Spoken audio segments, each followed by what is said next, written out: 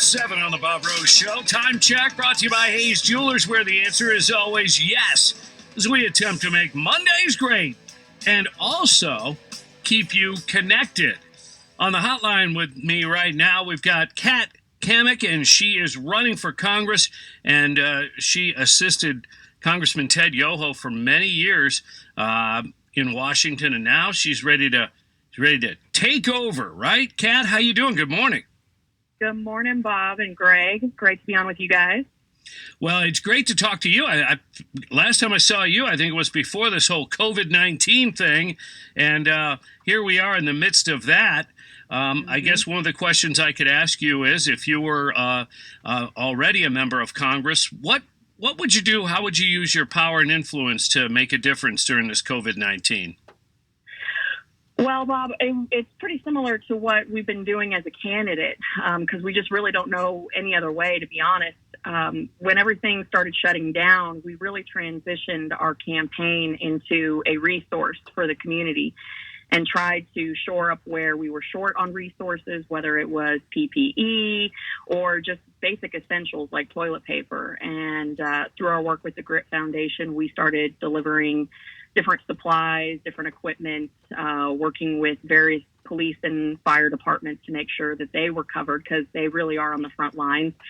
And it was something as simple as, for example, in Melrose, they had no toilet paper or paper towel or Clorox wipes, which is crazy. And so a lot of our rural departments actually got hit disproportionately hard in trying to make sure that they had those basics. So we were working up deals with Publix and Sam's, and fortunately we were able to get them what they needed. And here in Alachua County, we were providing meals for sheriff's office for the night shifts. And so we just kind of transitioned into what needs to be done and get after it. And our website, we put up a COVID-19 response resource center for basically anyone who needed assistance. If you were homeschooling your child, we had resources on there that would be helpful. Healthcare professionals, small businesses, you name it. We ran the full gamut, veterans, seniors.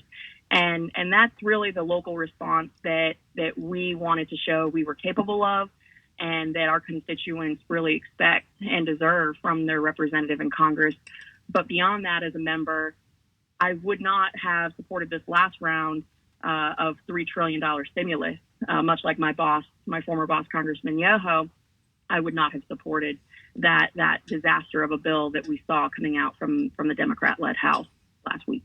Oh, yeah. They packed it full of all kinds of stuff that really has nothing to do with COVID-19. And, of course, we're not shocked by that.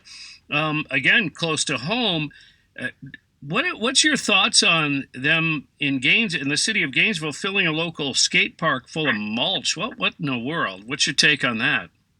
That infuriated me to no end. In fact, the day that they did that, I was in our office working, and it was one of those late nights, and it was about 1:00 in the morning when I drove by, and I saw the piles of mulch that had been left earlier, and just made my blood boil. So the next morning I went out about 8:00 in the morning, and just to really survey the damage in the daylight. And they had completely filled the pool where the skaters go in and out. They had the ramps covered.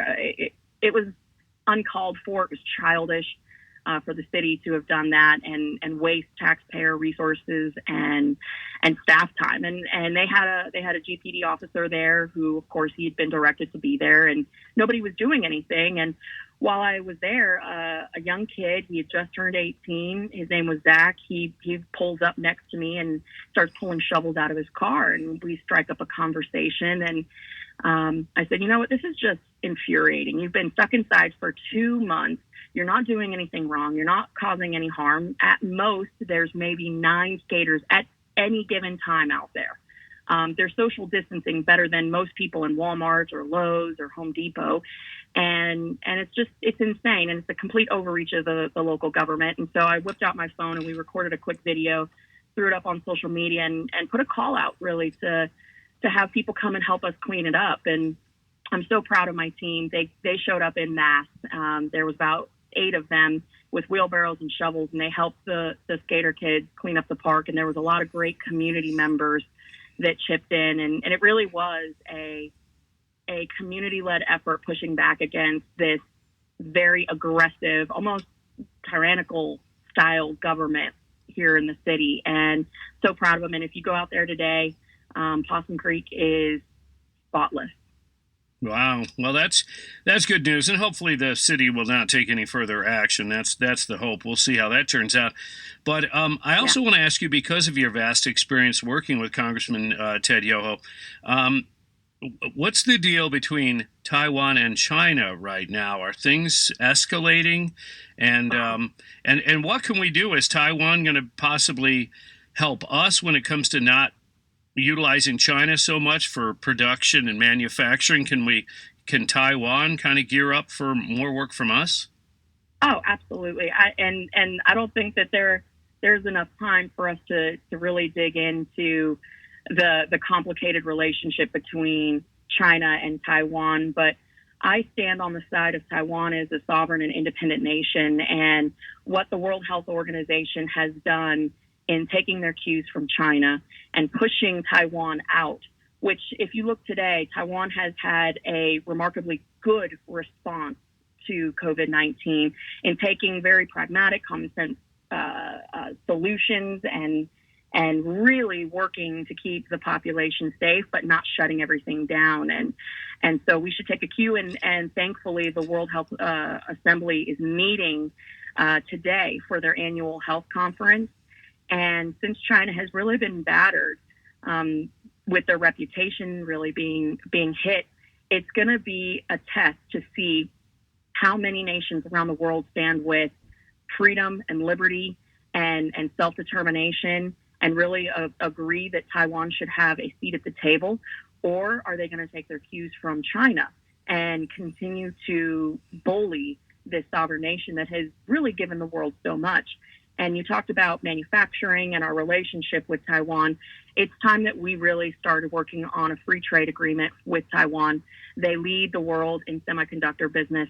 We have got to take the ABC policy that Congressman Yoho coined, really the anywhere but China approach. Taiwan is an ally. They share our principles. We need to start looking at different ways that we can support Taiwan and their bid for sovereignty and independence. Well, on that note, hey, we appreciate your time. It's been a while since we got to speak to you, so I'm glad we connected. And hopefully, as things start to lift, we'll get to see you out and about in public. Yes. Thank you guys so much. Appreciate you. Hey, thank you very much, and keep fighting the good fight. That's Kat Kamek for Congress. Worked with Ted Yoho for many years, and he said, I'm not going to run again. And she said, I'll take the reins and run with it. So it's Congressional District 3, United States Congress, and she is a candidate. And you're tuned to The Bob Rose Show.